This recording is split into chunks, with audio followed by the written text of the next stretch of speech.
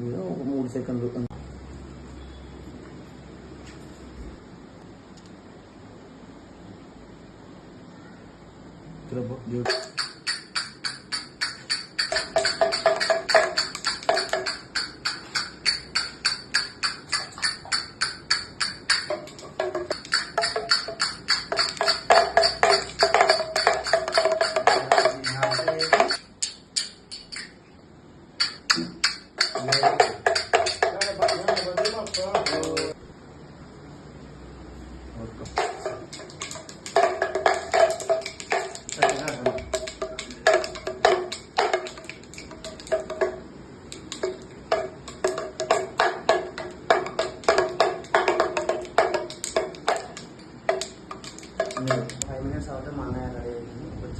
దీనిలోనైతే మన అన్ని అయితే మనం సర్దుపరచు. గణేష్ మహారాజ్ కి జై బోలో, గణేష్ మహారాజ్ కి జై బోలో, గణేష్ మహారాజ్ కి జై.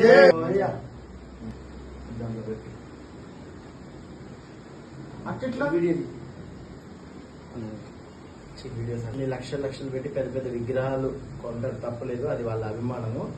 సో నిమజ్జనం టైంలో ఏంటంటే కాళ్ళతో తొక్కడాలు, ఎట్లా పడితే అట్లా నిమజ్జనం చేయడం అనేది మనకు తెలుసు, చూస్తుంటాము. సో సో ఎవరిష్టం వాళ్ళది. కానీ మాకేంటంటే మనకున్న భక్తి, మనకున్న ప్రేమ, అభిమానం అనేది విగ్రహంలో కాదు, మనం చూపించే అభిమానంలో ఉంటుంది, మనం చూపించే ప్రేమలో ఉంటుంది అనే ఉద్దేశంతో మేము ఎకో ఫ్రెండ్లీ వినాయకుడిని అయితే తీసుకోవడం జరిగింది.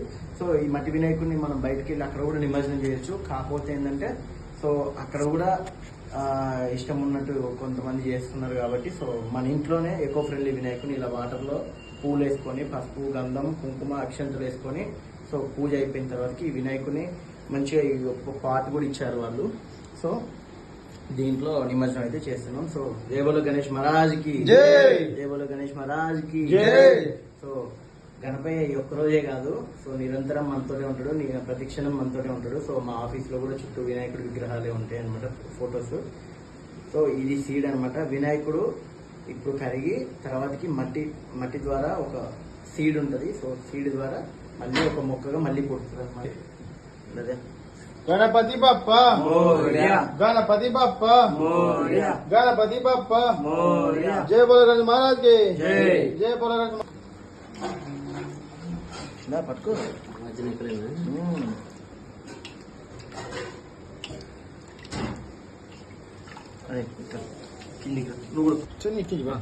గణపతి బప్ప, గణపతి బప్ప.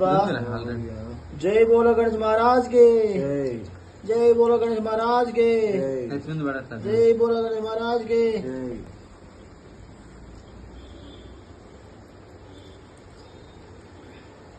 జై బోలో గణేష్ మహారాజ్ కి జై బోలో గణేష్ మహారాజ్ కి జై బోలో గణేష్ మహారాజ్ కి.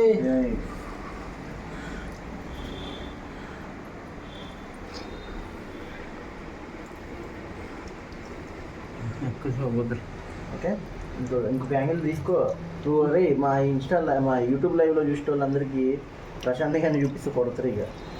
మస్తు ఇస్తానన్న, హైలైట్ వస్తుంది. దేవుడు మంచిగా పడుతానన్న, అన్ని కానీ రావాలి. అట్లేం లేదు, దేవుడు వస్తే చాలు మనకని. సో జై బోలో గణేష్ మహారాజ్ కి జై. రామ్ మంచిగా పడతాడు. గణపతి పప్ప గణపతి పప్ప గణపతి పప్ప.